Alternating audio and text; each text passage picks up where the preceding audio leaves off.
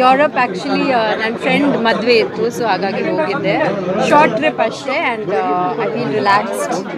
And ಇವತ್ತು Timbers and Friends showroom looks nice. And ಕೋರ್ಮಂಗ್ಲದಲ್ಲೆಲ್ಲ ಎಲ್ಲ ಚೆನ್ನಾಗಿದೆ. ದೇ ಹ್ಯಾವ್ ನೈಸ್ ಫರ್ನಿಚರ್ ಚೆನ್ನಾಗಿದೆ. ಫರ್ನಿಶಿಂಗ್ ಅಷ್ಟು ನೋಡೋಕೆ ಆಗಲಿಲ್ಲ ನಾನು, but the furnitures all very nice, good quality and nicely done. Madam, ನಿಮಗೆ ಮನೆ ಅಂದಾಗ ಒಂದಿಷ್ಟು ಕಲ್ಪನೆಗಳಿರುತ್ತೆ ಸರ್, ಹೆಂಗಿತ್ತು ಮೇಡಮ್ ನಿಮ್ಗೊಂದು ಕನಸಿನ ಮನೆ ಅಂತಂದ್ರೆ ಹೆಂಗಿರಬೇಕು, ಕನಸಿನ ಪ್ಲಾನ್ಸ್ ಅಂದ್ರೆ ಹೆಂಗಿತ್ತು ಮ್ಯಾಮ್ ಅವಾಗ? ನಾನು ಯಾವಾಗಲೂ ಒಂದು ತೊಟ್ಟಿ ಮನೆ ಮಾಡಬೇಕಂತ ನಂಗೆ ತುಂಬ ಆಸೆ ಇತ್ತು. ಇನ್ನೂ ಆ ಆಸೆ ಇನ್ನೂ ನಿರ್ವಹಿಸಿಲ್ಲ, ನಾನು ನಿರ್ವಹಿಸಬೇಕು, ನೋಡೋಣ. ಮ್ಯಾಮ್, ಇದೆಲ್ಲದ್ರ ಜೊತೆಗೆ ಒಂದು ವಿಚಾರದ ಬಗ್ಗೆ ಮಾತಾಡಿದ್ವಿ ಮೇಡಮ್. ಅದೇ ದರ್ಶನ್ ಅವ್ರ ವಿಚಾರವಾಗಿ ಪ್ರತಿಕ್ರಿಯೆ ನೀಡ್ತಾ ಬಂದಿದ್ರಿ, ಸಾಕಷ್ಟು ಬೆಳವಣಿಗೆಗಳಾಯಿತು. ನೀವು ಪೊಲೀಸ್ ಸ್ಟೇಷನ್ ಮೆಟ್ಲೇರುವಂಥದ್ದು ಅವರ ಅಭಿಮಾನಿಗಳ ವಿಚಾರ ಈಗಾಗಿರುವಂಥದ್ದು ನಾನು ಏನು ಹೇಳ್ಬೇಕೆಲ್ಲ ಹೇಳ್ಬಿಟ್ಟಿದ್ದೀನಿ ಮಾಲತೀಶ್. ಏನು ಹೇಳೋದು ನಿಮಗೆ? ಹಾಂ, ಅದೊಂದು ನನಗೆ ತುಂಬ ಖುಷಿ. ಯಾಕಂದರೆ ಇದೆಲ್ಲ ಆದಮೇಲೆ ಕಾಮೆಂಟ್ ಸೆಕ್ಷನ್ ಸ್ವಚ್ಛ ಭಾರತ್ ಅಂತಲೇ ಹೇಳ್ಬೋದು. There are no bad comments. And ಹೆಣ್ಮಕ್ಳಿಗೆ ಸ್ವಲ್ಪ ಧೈರ್ಯ ಬಂದಿದೆ ಆ್ಯಂಡ್ ಅವ್ರಿಗೆ ಟ್ರೋಲಿಂಗ್ ಎಲ್ಲ ಕಡಿಮೆ ಆಗಿದೆ. ಸೊ ಹಾಗಾಗಿ ಐ ಫೀಲ್ ಲೈಕ್ ಎಲ್ಲೋ ಒಂದು ಕಡೆ ಒಂದು ಒಳ್ಳೇದಾಯಿತು ಅಂತ. And on the other side I think police commissioner ಹತ್ರ ಮಾತಾಡಿದೆ, ಇನ್ನೂ ಅರೆಸ್ಟ್ಗಳಾಗ್ತಾ ಇದೆ. ಎಷ್ಟೋ ಜನ ಅವರು ಫೋನ್ ಸ್ವಿಚ್ ಆಫ್ ಮಾಡ್ಕೊಂಡು ಮನೆ ಬಿಟ್ಬಿಟ್ಟು ಹೋಗ್ಬಿಟ್ಟಿದ್ದಾರೆ. ಸೊ ಅವ್ರನ್ನೆಲ್ಲ ಹಿಡಿಯೋಕ್ಕೆ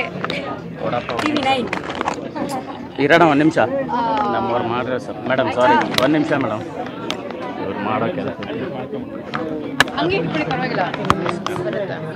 ಸೊ ಇನ್ನೂ ಒಂದಷ್ಟು ಜನ ಅರೆಸ್ಟ್ ಆಗ್ತಾರೆ. ಇಲ್ಲಿವರೆಗೂ ಐ ಥಿಂಕ್ ಒಂದು 7 ಜನ ಅರೆಸ್ಟ್ ಆಗಿದ್ದಾರೆ. ಇನ್ನು ಮುಂದೆ ಇನ್ನಷ್ಟು ಜನನೂ ಅರೆಸ್ಟ್ ಆಗ್ತಾರೆ ಅಂತ ಹೇಳಿದ್ದಾರೆ. ಅದೇ ನಾನು ಹೇಳ್ದಂಗೆ ಅವರು ಫೋನ್ ಸ್ವಿಚ್ ಆಫ್ ಮಾಡಿ ಮನೆ ಬಿಟ್ಟು ಹೋಗಿದ್ದಾರೆ. ಸೊ ಬೆಳವಣಿಗೆ ಆಗಿದೆ. ಈಗಲೂ ಕೂಡ ಇನ್ನೂ ಒಂದಷ್ಟು ಇದೇ ರೀತಿಯಾದಂಥ ಘಟನೆಗಳು ಆಗ್ತದೆ. ಬಟ್ ಅವ್ರಿಗೆ ಏನು ಸಂದೇಶವನ್ನು ಕೊಡ್ತಿದ್ದೆ ಎಲ್ಲ ಆದ್ಮೇಲೂ ಕೂಡ ಫಸ್ಟು ನಿಮ್ಮ ಲೈಫಲ್ಲಿ ಏನಾದರೂ ಒಂದು ಒಳ್ಳೇದು ಮಾಡಿ ಅಂತ ಕಲೀರಿ, ಒಳ್ಳೆ ಬುದ್ಧಿ ಕಲೀರಿ, ಲರ್ನ್ ಟು ರೆಸ್ಪೆಕ್ಟ್ ವಿಮೆನ್. ನಿಮ್ಮ ತಂದೆ ತಾಯಿನ ರೆಸ್ಪೆಕ್ಟ್ ಮಾಡಿ ಒಂದು ಒಳ್ಳೆ ಕೆಲಸ ನೋಡಿ ಬ್ಯುಸಿಯಾಗಿ ಅಂತ ನಾನು ಹೇಳೋಕ್ಕೆ ಇಷ್ಟಪಡ್ತೀನಿ. It's the idle brain that does all that. It's idle brain is devil's workshop ಅಂತ ಹೇಳ್ತೀವಿ ಇಂಗ್ಲೀಷಲ್ಲಿ, ಒಂದು ಗಾದೆ ಇದೆ. ಹಾಗೆ ನಾವು ಸುಮ್ಮನೆ ಮನೇಲಿ ಕೂತಿರುವಾಗ ಅಥವಾ ಏನೂ ಕೆಲಸ ಇಲ್ಲ ಇಲ್ಲದೆ ಇರುವಾಗ we start to think negative thoughts. So ಆಗಿಂದ ಆಗ್ತಾ ಇದೆ.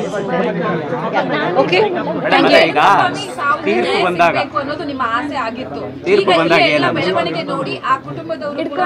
ಅವರು ಖಂಡಿತವಾಗ್ಲೂ ರೇಣುಕಾ ಸ್ವಾಮಿ ಅವ್ರ ಕುಟುಂಬಕ್ಕೆ, ಎಸ್ಪೆಷಲಿ ಅವರ ಹೆಂಡತಿ ಮತ್ತು ಈಗ ಒಂದಷ್ಟು ತಿಂಗಳು ಹಿಂದೆ ಒಂದು ಮಗು ಕೂಡ ಆಗಿದೆ. ಸೊ ಅವರಿಗೆ ನ್ಯಾಯ ಸಿಕ್ಕಿದೆ ಅಂತ ನಾನು ಅನ್ಕೋತೀನಿ.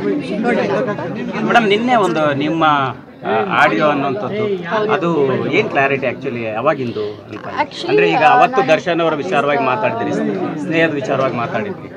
ಆ್ಯಕ್ಚುಲಿ ನಾನು ಏನು ಹೇಳಿದೆ ಅಂದರೆ ಒಂದು ಕಡೆ ನನಗೆ ದರ್ಶನ್ ಅವ್ರ ಪರಿಚಯ ಅಲ್ವಾ, ನಾನು ಅವ್ರ ಜೊತೆ ಕೆಲಸ ಮಾಡಿದ್ದೀನಿ. ಸೊ ಅವರು ಒಂದು ಲೈಟ್ ಬಾಯ್ ಆಗಿ ಬಂದಿದ್ರು ಇಂಡಸ್ಟ್ರಿಗೆ. ತುಂಬ ಚೆನ್ನಾಗಿ ಅವ್ರು ಬೆಳೆದ್ರು ನಮ್ಮ ಇಂಡಸ್ಟ್ರಿನಲ್ಲಿ, ಒಳ್ಳೊಳ್ಳೆ ಹಿಟ್ಸ್ ಕೊಟ್ಟಿದ್ದಾರೆ ಆ್ಯಂಡ್ ಒಳ್ಳೆ ಹೆಸರು ಕೂಡ ಮಾಡ್ಕೊಂಡಿದ್ರು. ಸೊ ಆ ಒಂದು ಅವರು ಗ್ರೋತ್ ನೋಡಿ ನನಗೆ ಹೆಮ್ಮೆ ಆಗ್ತಾಯಿತ್ತು. ಯಾಕಂದರೆ ಏನು ಇಲ್ಲದೆ ಅವರು ಬಂದು ಇಂಡಸ್ಟ್ರಿನಲ್ಲಿ ಒಂದು ಒಳ್ಳೆ ಹೆಸರು ಮಾಡಿ ಮಟ್ಟಕ್ಕೆ ಬೆಳೆದಿದ್ದಾರೆ ಅಂದರೆ ಒಂದು ಖುಷಿ ಆಗುತ್ತೆ. ಬಟ್ ಇವತ್ತು ನನಗೆ ಈಗ ಆಗದೆ ಹೋಗಿದ್ದಿದ್ರೆ ಇನ್ನೂ ಅಷ್ಟು ಚೆನ್ನಾಗಿರ್ಬೋದಾಗಿತ್ತು. ಆದರೆ ಅವ್ರ ಜೀವನ ಹಾಳು ಮಾಡಿಕೊಂಡ್ರು ಅಂತ ಅಲ್ಲಿಗೆ ನನಗೆ ಬೇಜಾರಾಯಿತು ಅಷ್ಟೇ. ಬಟ್ ಒಂದು ಸಮಾಜದಲ್ಲಿ ಇದ್ದೀವಿ ನಾವು, ಕಾನೂನು ಅಂದರೆ ನಾವು ರೆಸ್ಪೆಕ್ಟ್ ಕೊಡಬೇಕು ಆ್ಯಂಡ್ ಕಾನೂನು ಪ್ರಕಾರ ನಡ್ಕೊಂಡ್ರೇ ನಾವು ಸಮಾಜದಲ್ಲಿ ಒಂದು ಒಳ್ಳೆ ದಾರಿನ ನಮ್ಮೆಲ್ಲರೂ ಹೋಗ್ಬೋದು. ಸೊ ಹಾಗಾಗಿ I am very happy with the judgment and I thank the Supreme Court for giving this judgment. ಮತ್ತೆ ಇಂಡಸ್ಟ್ರಿ ಒಂದು ದೊಡ್ಡ ಲಾಸು, ಫಿಲಮ್ಗಳು ಚರ್ಚೆಗಳು, ಇವಾಗ ಸೂ ಫ್ರಮ್ ಸೋ ಆಯ್ತಲ್ಲ. ಇವಾಗ you don't sue from so ಅಂತ ಏನು ಕಲ್ತಿದ್ದೀವಿ ನಾವು? ದೊಡ್ಡ ಹೀರೋ, ದೊಡ್ಡ ಬಜೆಟ್ ಏನು ಬೇಕಾಗಲ್ಲ. ಕತೆ ಚೆನ್ನಾಗಿದ್ರೆ ಫ್ಯಾಮಿಲಿ ಆಡಿಯನ್ಸ್ ಬಂದು ನೋಡಿದ್ರೆ ಸಿನಿಮಾ ಹಿಟ್ ಆಗುತ್ತೆ. ದಟ್ಸ್ ವಾಟ್ ಐ ಇದನ್ನ ತುಂಬಾ ಸರಿ ಹೇಳ್ತೀವಲ್ಲ ಮೇಡಮ್, ಸ್ಟಾರ್ಗಳ ಸಿನಿಮಾಗಳು ಬಂದ್ರೆ ಮಾತ್ರ ಜನ ಥಿಯೇಟರ್ಗೆ ಬರುವಂಥದ್ದು. ಅದನ್ನ ನೀವು ಹೇಗೆ ಬಿಲೀವ್ ಮಾಡ್ತೀರಾ ಅಲ್ವಾ? ಬಿಕಾಸ್ ಸೂ ಫ್ರಮ್ ಸೋ ನೋಡಿ, ಅದರಲ್ಲಿ ಎಲ್ಲ ಹೊಸಬ್ರು. JP ತುಮನ ನಮ್ಮ ಸಿನಿಮಾದಲ್ಲೂ ಮಾಡಿದ್ದಾರೆ ಆ್ಯಂಡ್ ರಾಜ್ಬಿ ಶೆಟ್ಟಿ ಅವರು ಪ್ರೊಡ್ಯೂಸ್ ಮಾಡಿದಾರಲ್ವ, 3 ಜನ ಪ್ರೊಡ್ಯೂಸ್ ಮಾಡಿದ್ದಾರೆ. ಸೊ ಅದರಿಂದ ನಾವು ಎಷ್ಟೋ ಕಲಿಬೋದು. ಯಾಕಂದರೆ ಬಿಗ್ ಬಜೆಟ್ ಬೇಕಾಗಿಲ್ಲ, ದೊಡ್ಡ ಹೀರೋಸು ಬೇಕಾಗಿಲ್ಲ, ಕತೆ ಚೆನ್ನಾಗಿದ್ರೆ ಜನ ಹೋಗಿ ಸಿನಿಮಾ ನೋಡ್ತಾರೆ. ಮೇಡಮ್, ಇನ್ನೊಂದು ಈಗ ಈ ಡೆವಿಲ್ ಸಿನಿಮಾ ಕೂಡ ಈಗ ಬಿಗ್ ಬಜೆಟ್ ಸಿನಿಮಾ, ಪ್ರೊಡ್ಯೂಸರ್ ದುಡ್ಡು ಹಾಕಿರ್ತಾರೆ, ಒಬ್ಬ ನಟ ಈಗ ಜೈಲಿಗೆ ಹೋಗಿರುತ್ತೆ, ಸಿನಿಮಾಗೆ ಇಂಪ್ಯಾಕ್ಟ್ ಆಗುತ್ತೆ, ಸಿನಿಮಾಗೆ ಪ್ರೊಡ್ಯೂಸರ್ಗೆ ನಷ್ಟ ಆಗುತ್ತೆ ಅನ್ನೋ ಒಂದು ಆಂಗಲ್ ಕೂಡ ಚರ್ಚೆ. ಇದ್ರ ಬಗ್ಗೆ ಏನು? ಅದು ಸರ್ಕಮ್ಸ್ಟ್ಯಾನ್ಷಿಯಲ್ ಅಲ್ವಪ್ಪ, ಅದ್ರ ಬಗ್ಗೆ ನಾವು ಏನು ಹೇಳೋಕ್ಕಾಗುತ್ತೆ. ಅಷ್ಟೇ, ಅದಾಗಿರೋದಾಗಿದೆ ಆ್ಯಂಡ್ ಸುಪ್ರೀಂ ಕೋರ್ಟ್ ಜಜ್ಮೆಂಟ್ ಕೊಡಲೇಬೇಕು.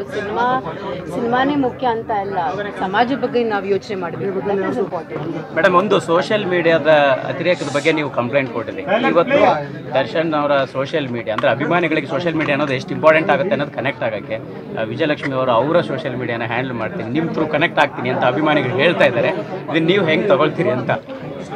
ದರ್ಶನ್ ಅವರ ಸೋಷಿಯಲ್ ಮೀಡಿಯಾನ ವಿಜಯಲಕ್ಷ್ಮಿ ಅವರು ಕನೆಕ್ಟ್ ಆಗಿ ಅವ್ರು ಹ್ಯಾಂಡಲ್ ಮಾಡ್ತಾ ಅಭಿಮಾನಿಗಳಿಗೆ ನಾನು ಕನೆಕ್ಟ್ ಆಗ್ತೀನಿ ಅನ್ನೋಂಥ ಒಂದು ಬೇರೆ ಥರದ ಬೆಳವಣಿಗೆ. ಅರ್ಥ ಆಗಲಿಲ್ಲ ನನಗೆ. ಮ್ಯಾಮ್, ವಿಜಯಲಕ್ಷ್ಮಿ ಅವರು ಇನ್ನು ಮುಂದೆ ದರ್ಶನ್ ಅವರ ಸೋಷಿಯಲ್ ಮೀಡಿಯಾವನ್ನ ಹ್ಯಾಂಡಲ್ ಮಾಡ್ತೀನಿ ಅಂತ ಹೇಳಿ ಅಭಿಮಾನಿಗಳಿಗೆ ಸಂದೇಶ ಸಾರಿದ್ದಾರೆ. ಅದ್ರ ಬಗ್ಗೆ ನಿಮ್ಗೆ ಏನು ಅನ್ಸುತ್ತೆ? That's good. ಅವರು ಒಂದು ಹೆಣ್ಣಲ್ವಾ, ಸೊ ಅವ್ರಿಗೆ ಅರ್ಥ ಆಗುತ್ತೆ ಈ ಥರದಿಂದ ಏನೇನಾಗುತ್ತೆ ಅಂತ.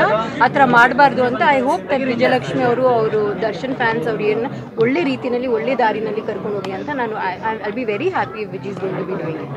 ಅದು ಒಳ್ಳೆ ಬೆಳವಣಿಗೆ. ಅಭಿಮಾನಿಗಳಿಗೆ ಒಂದು ಮಹಿಳೆಯರಿಗೆ ಆಗ್ತಾ ಇರುವಂತಹ ಸಮಸ್ಯೆಗಳನ್ನ ಹೇಳುವ ಅವ್ರು ಬಗೆಹರಿಸಿದ್ರೆ ಒಳ್ಳೇದಲ್ವಾ? ಐ ಥಿಂಕ್ ವಿಜಯಲಕ್ಷ್ಮಿ ಅದನ್ನ ನೋಡ್ಕೊಂಡ್ರೆ